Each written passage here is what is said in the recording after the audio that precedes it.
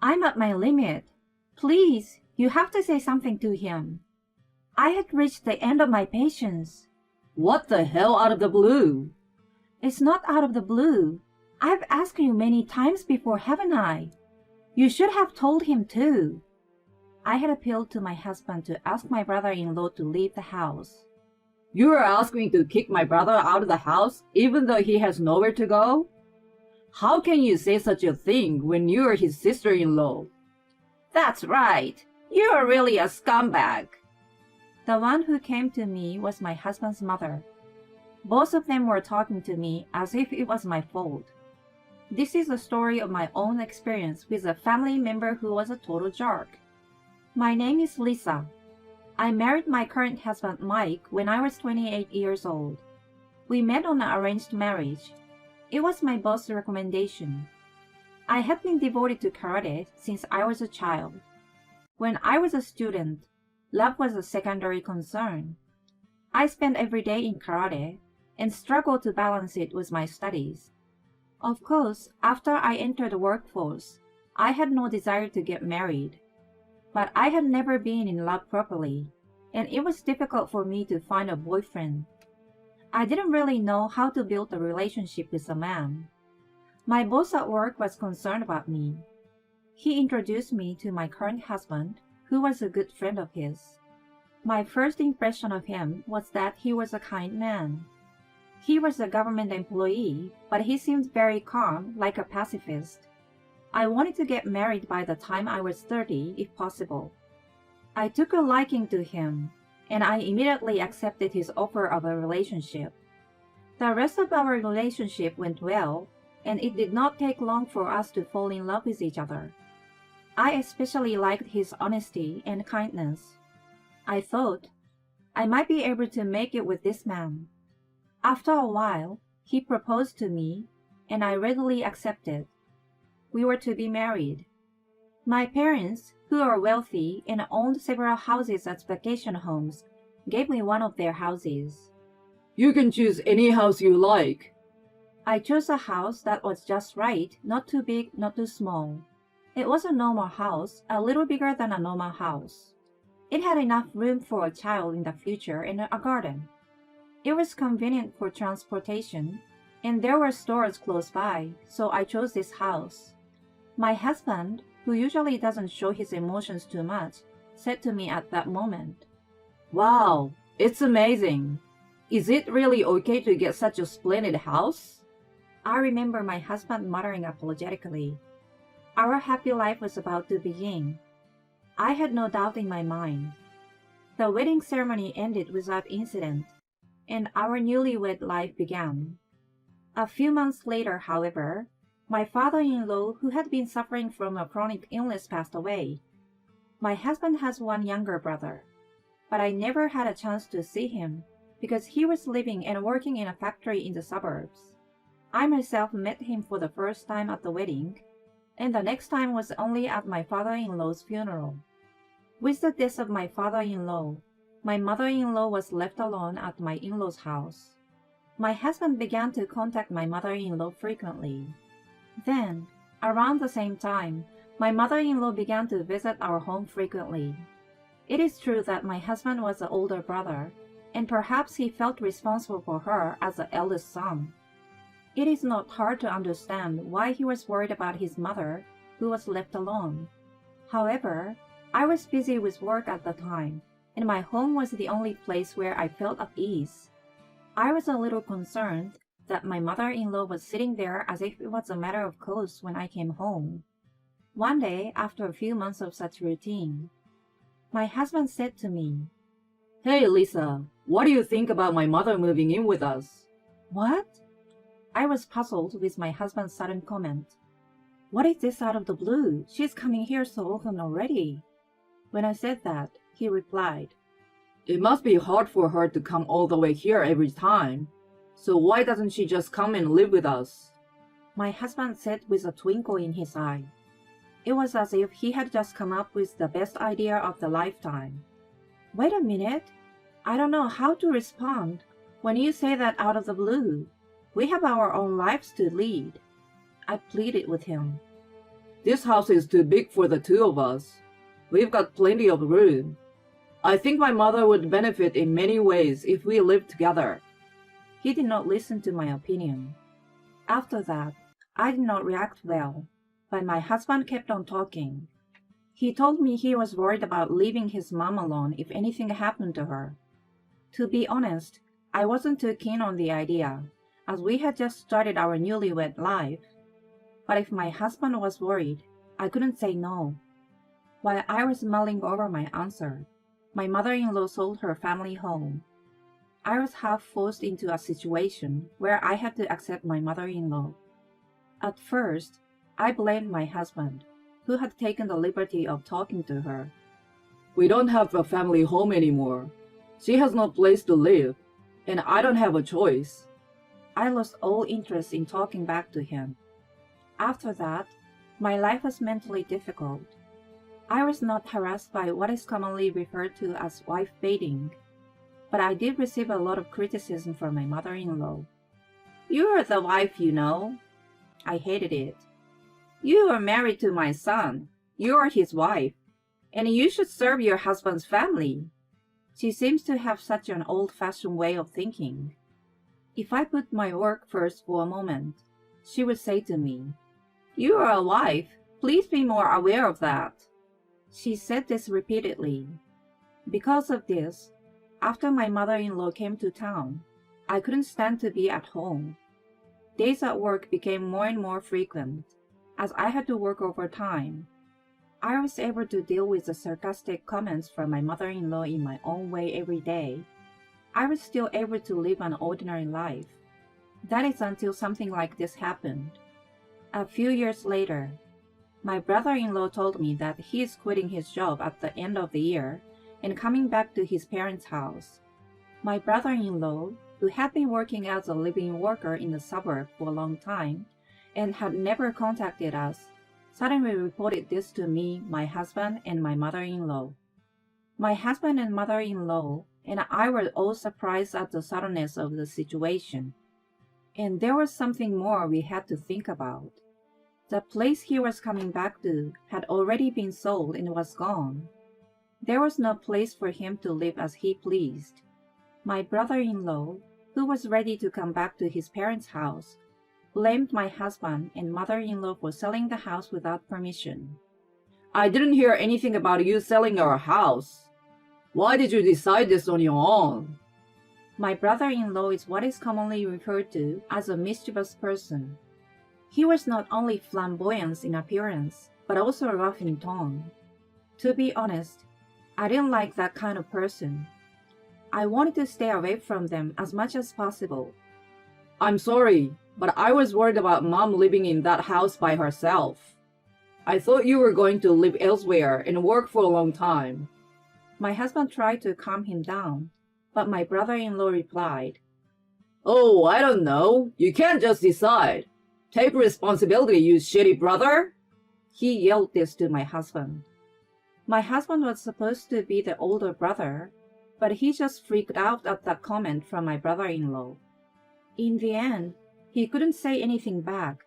He just turned pale and looked down. In the first place, my father-in-law before his death had said, "If something were to happen to me, I would leave everything to my wife." These were his words. My brother-in-law left his parents' house without permission, worked in the suburb, and did not send money home. Does he have the right to blame his mother and his brother? I was thinking that, but in the end, we couldn't come to an agreement. My brother-in-law ended up living in our house on the condition that he would move out once he found another job. As expected, I didn't like it. I didn't want your brother to live with us too. Our living expenses are also increasing ever since your mother started living with us. I tried to complain. "I will make him leave once he finds a job. Just bear with it for now," he responded to me. I couldn't just refuse and kick him out once he said that. I had no choice but to have even my brother-in-law move in with us. At this point, my mentality had been beaten to a pulp. But the really hard part came after this. First, about the condition that my brother-in-law had to live here until he found a job. After 3 months, my brother-in-law was still not looking for a job. He didn't look at job openings. He didn't go to job interviews. He just spent his days lounging around in the living room.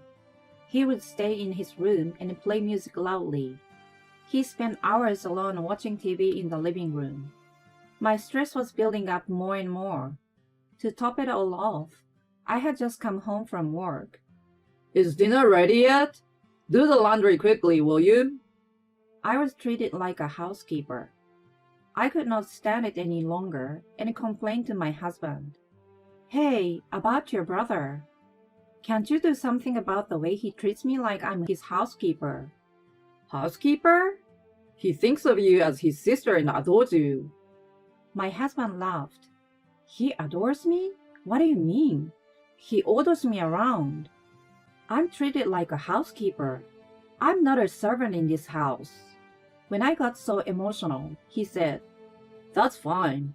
Lisa is my wife. My anger reached its peak. I'm your wife, not your brother's. Oh, you're making too much noise. Enough of that. You're not his wife, but you're still his sister-in-law. Don't cause any trouble and just make it work, got it? That's what he finally said to me. Frankly, I was disappointed in this statement of my husband. In this house, if I only put up with it, everything would be all right. That's what my husband seemed to think. There was nothing more I could say to my husband. After that, I stopped complaining to my husband about my brother-in-law and mother-in-law. Instead, I called my parents and complained many times. Both my father and mother told me to come home whenever I needed anything. With those words, I managed to endure life at home. But then, my brother-in-law did something terrible.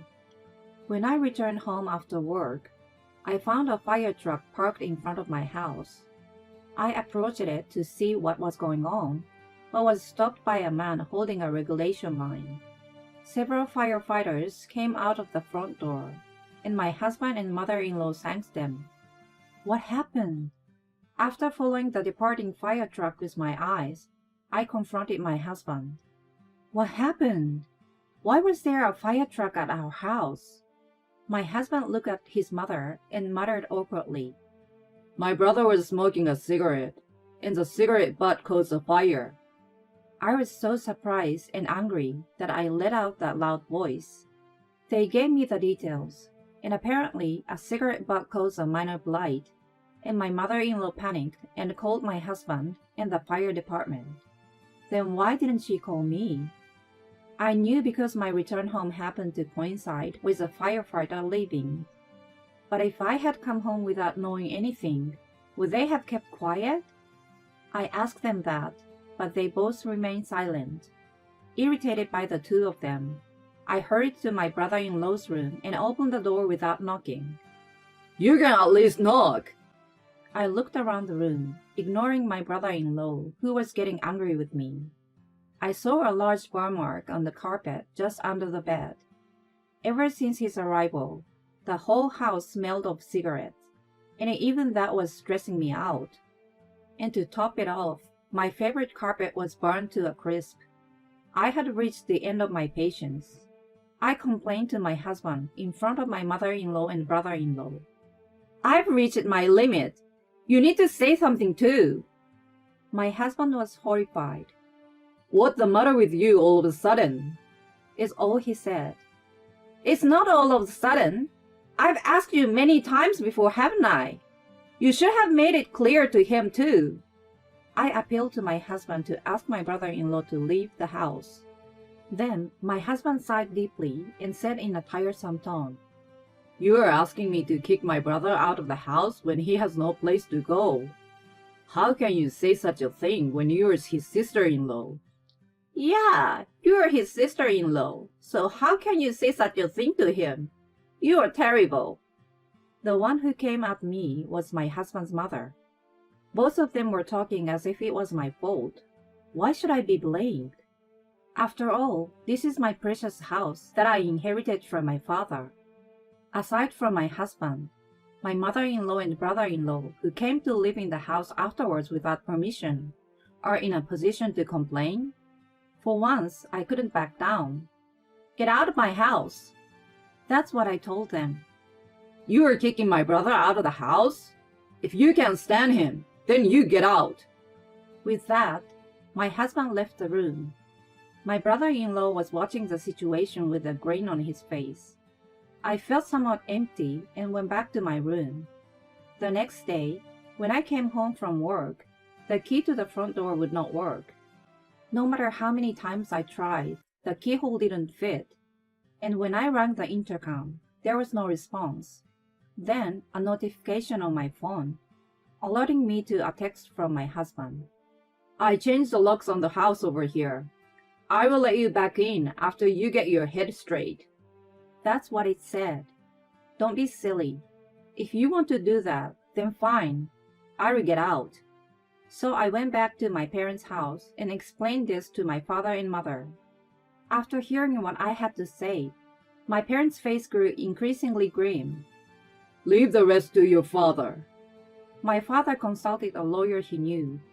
Once that happened, things proceeded at a brisk pace. I sent a certification letter demanding alimony, divorce, and an order to move out the house. Then, in the presence of the lawyer, a meeting was set up at the house. As soon as we started talking, my husband said, Divorce over something as trivial as this is ridiculous. And my husband has refused to divorce me. However, when I said to him, if you don't agree to divorce, I don't care if we have to go to court. When I told him that, he gave up easily. Perhaps overwhelmed by the word court, my husband suddenly became quiet. However, when the subject of moving out of the house came up, he again began to raise his voice in protest. This house is our home. I, your husband, have the right to own it too. My husband looked down at me as if to say, I told you so. Then the lawyer said, You have no right to this house. Yes, this house was given to me by my father before we were married. From my husband's point of view, it was not even shared property. I could see the faces of my husband, the in-laws, turning paler and paler as they learned this. They probably thought that they would never be kicked out of the house seriously as expected. Their faces gradually turned pale. Oh, Lisa, why don't we reconsider this divorce thing? My husband said something convenient like that. What do you want to do? The lawyer asked me. Of course I'm getting a divorce. I will not change my mind. I said clearly. My husband must have thought there was nothing more he could do. We agreed to the divorce, and the divorce was finalized. Mike and his family moved out of the house. I'm sure Mike is doing his best to pay the alimony. I heard that the family of 3 moved into a shabby apartment. Naturally, my ex-mother-in-law and ex-brother-in-law, who could not live freely, became increasingly stressed. As for my ex-brother-in-law, he tried to release his stress outside the home. I hear that he was involved in an assault case against some thugs. Well, it's none of my business anymore. I got my house back in one piece and remodeled the room where my former brother-in-law used to live. The scorch marks on the floor that had been bothering me are now nicely gone, and my mood has brightened. Now my parents come to stay with me on weekends, and we are enjoying our days in our own way. I invited the lawyer, who helped me with this case, to dinner afterwards to thank him. Since then, we have been meeting regularly in private. My home has finally become stress-free. On holidays, I sometimes invite him over and treat him to a home-cooked meal. Perhaps one day, I will be able to live a married life again. With this thought in mind, I'm spending every day happily.